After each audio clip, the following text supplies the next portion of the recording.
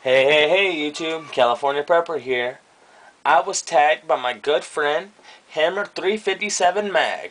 The tag that I was tagged for was, "What's your worst cut from a knife?" Or something along those lines. Um, Now, I've been rather lucky as an adult not to have any major uh, cuts or slices. They've just been minor little nicks and stuff like that. But the reason I believe that I'm so cautious now as an adult would be because of the fact of when I was 6 years old, um, I almost lost the tip of my middle finger and the tip of my left toe in the same accident. Um, okay, this is how it started. It was the day after Thanksgiving, so this is pretty funny that Thanksgiving's coming up and everything. So it's the day after Thanksgiving. My mom had just gotten her first electric carving knife, and I got up early the very next morning. We had just moved into our new apartment, and my mom was sleeping in a little bit. I'm pretty sure it was the weekend.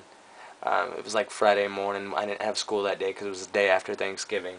So I got to stay home. So I run out to the living room and I plug in the Nintendo and go to turn it on, and it won't work. And at the time when I was 6, the only systems that were out was the original Nintendo. And I don't know if you guys recall or not, but the the DC adapters to those are like these big giant boxes like this that plug into the wall. It's not the same exact one, but something of the sort. So somehow my 6-year-old mind determines that the problem of why the system isn't working has to be inside this box. And I don't know how I can get this thing open. We don't have any screwdrivers that can fit all the way down there. And I went and I get a butter knife, and I'm, trying to get in there, and I can't get in there, and it's not coming open, and I think, man, what's the strongest thing we got in here? Man, what about that knife Mom got yesterday? That electric knife with those two saw-like blades on there? Man, that'll cut right through it, no problem. So I go in the kitchen, like I said, Mom's sleeping in. Now, like, my mom can literally sleep through anything. She could sleep through a hurricane. She could sleep through a house burning down around her, and she would not budge. Literally. She is that deep of a sleeper. So, when I'm doing all this, she has no idea about any of it. So I'm in the kitchen, and I'm putting together Mom's brand new turkey carving knife to come out and try and cut open one of these boxes.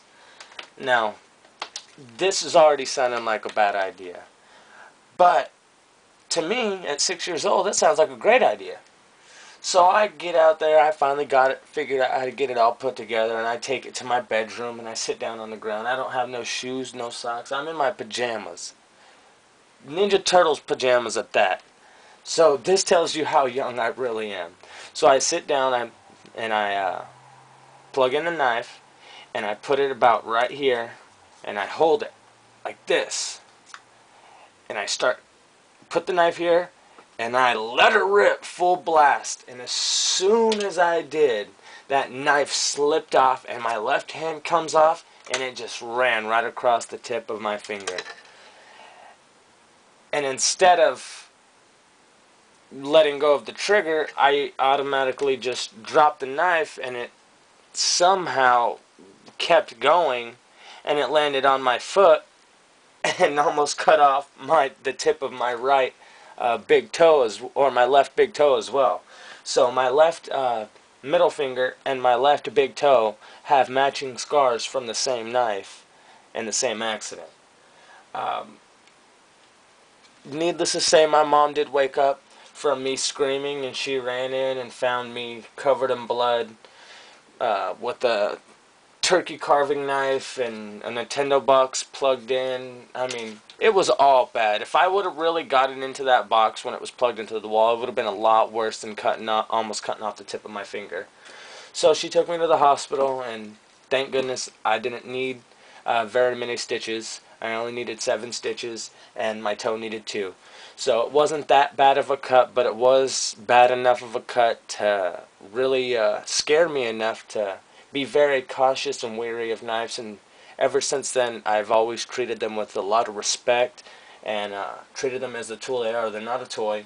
And a lot of kids think that, oh, I got a knife, it's a toy, it's cool, this and that. No, you got to really treat it like a tool and treat it with a lot of respect, because a knife could do a lot of damage, a lot more than you think it could. So that's my story of my worst knife cut, and hope it was all that you guys thought it would be. Probably wasn't, but that's how it happened, and I'm not going to lie about it. So that's my worst knife cut story. And to keep this tag going, I'm going to tag a good friend of mine, RPM Idaho. I'd love to hear your story, brother. What's your worst cut you've ever had from a knife? Next up, I'd like to tag my brother Big C, the Swedish paracord nut. I know you've probably cut yourself a time or two, brother. What's your worst cut? Next up, V8 Merc. I know you have a knife or two. I'm sure you've had to have cut yourself a good time. So what's your story, brother? You have a story of your worst cut you'd like to share? If so, I'd love to see you guys continue to tag, and I hope you guys liked it. So that's going to do it for now. Talk to you guys soon. California Prepper, out.